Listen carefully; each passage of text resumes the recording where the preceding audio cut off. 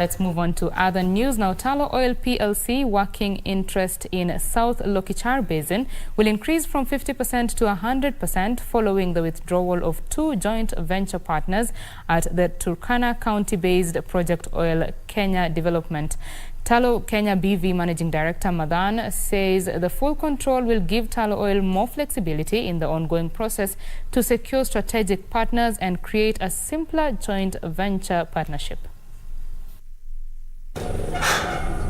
Tullow Oil PLC and its partners Africa Oil Corp and Total Energies have been under pressure from Kenya to develop the Turkana crude oil wells that can produce up to 120,000 barrels per day once production starts.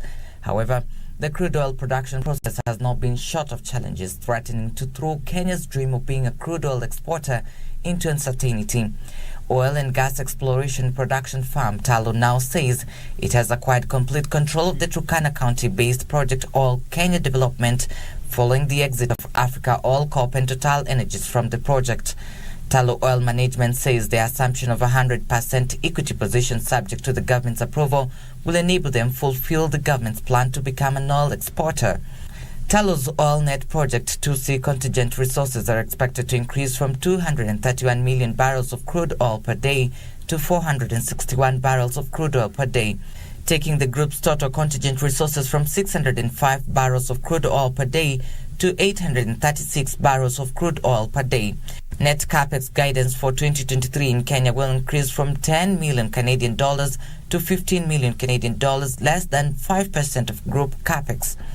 Finalizing the field development plan process is a high-priority program that has seen the National Treasury allocate 651 million shillings to the State Department for Petroleum, geared at advancing Project Oil Kenya.